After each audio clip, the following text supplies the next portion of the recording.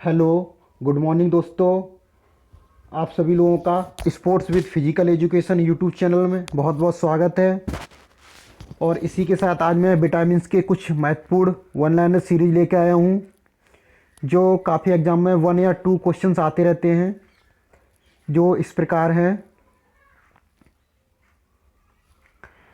Vitamin के खून के थक्के जमाने में मदद करता है। जो विटामिन के होता है वो खून के थक्के जमाने में मदद करता है। दूसरा है, वसा में घुलनशील विटामिन है ए, डी, ई, के। ये होती हैं vitamin A, vitamin D, vitamin E, vitamin के। ये वसा में घुलनशील विटामिन होती हैं। और पानी में घुलनशील विटामिन कौन सी होती हैं? विटामिन सी और विटामिन वी। और अगला है, विटामिन ए की कमी के कारण नाइट ब्लाइंडनेस होता है। कहने का मतलब ये है, जिसको विटामिन ए की कमी होती है उसको रात में धुंधला दिखाई देने लगता है। और अगला है, विटामिन डी हमारे शरीर में हड्डियों के निर्माण और कैल्शियम शोषण को बढ़ावा देता है। और अगला है, बचपन में रिकेटस विटामिन डी की कमी के कारण होता है। जो बचपन में बोलते थे रिकेटस हो गया, वो विटामिन डी के कमी के कारण होता है। अगला है, विटामिन वी कॉम्प्लेक्स में vitamin V1, V2, V6, V12 शामिल हैं। जो विटामिन बी कॉम्प्लेक्स हैं उसमें विटामिन V1, विटामिन V2 और B6 और B12 शामिल हैं। इसी के साथ 8वां है, विटामिन V1 की कमी के कारण बेरी का कारण बनती है। अगर विटामिन बी की कमी है तो बेरी रोग का एक कारण बन जाएगी। अगला है, विटामिन सी की कमी से स्कर्वी नामक बीमारी हो जाती है। अगर विटामिन सी की कमी है तो स्कर्वी नामक बीमारी हो जाती है। इसी के साथ अगला है, ascorbic acid vitamin anti sterile कारक के रूप में जाना जाता है। एंटी स्टेराइल कारक के रूप में जाना जाता है। और अगला है, सूर्य की रोशनी में अल्ट्रावायलेट विकिरण के संपर्क में आने से शरीर में विटामिन डी पाया जाता है। कहने का मतलब ये है, सूर्य की टाइपिंग मिस्टेक है थोड़ी, सूर्य की रोशनी में अल्ट्रावायलेट विकिरण के संपर्क में आने से शरीर में विटामिन डी पाया जाता है। कहने का मतलब ये है कि सूर्य की रोशनी से हमें विटामिन डी प्राप्त होता है। इसी के साथ आगे बढ़ते हैं। 12 नंबर है,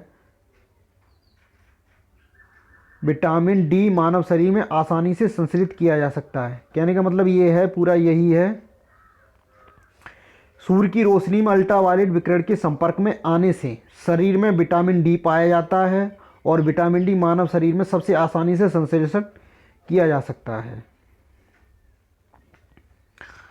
अगला है, विटामिन डी बच्चों को मजबूत हड्डियों और दांतों को बढ़ावा देने में मदद करता है।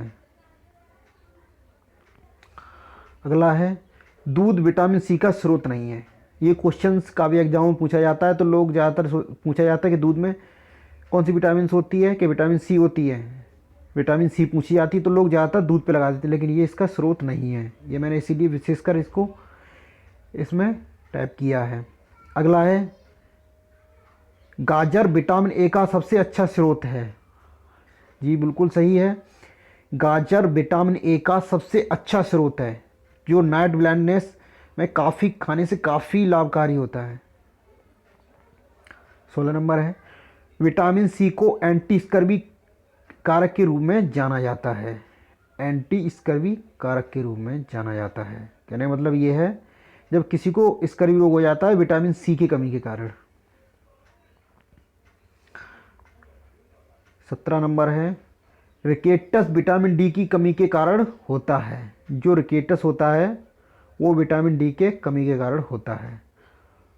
और रक्त के थक्के के लिए, जो हम आप लोगों को पहले ही बता चुके हैं, इसको थोड़ा घुमा के बोला है, जो रक्त के थक्के जमते हैं वो विटामिन के की आवश्यकता पड़ती है उसमें। अगला है खराब रात की दृष्टि विटामिन ए की कमी के कारण सही होता है। ठीक है। अगला है 20वां, विटामिन सी को एस्कॉर्बिक एसिड के रूप में जाना जाता है। 21वां है आदमी में विटामिन ए की कमी के कारण नाइट ब्लाइंडनेस और जेरोफथाल्मीमिया का परिणाम हो सकता है। 22वां है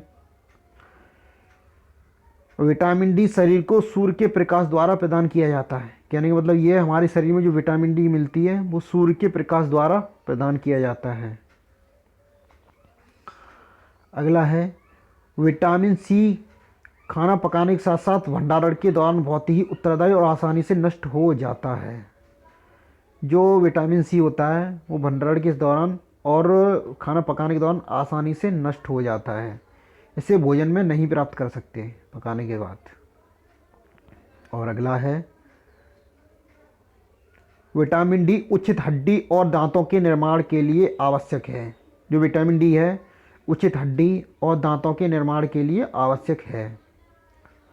अगला है 25वां घावों का उपचार विटामिन सी द्वारा होता है। कहने का मतलब ये है कि अगर किसी को चोट लग जाती है, अगर घाव है, तो उसको विटामिन सी ज़्यादातर दी जाती है जिससे वह जल्दी से रिकवर करता है अपने घाव को।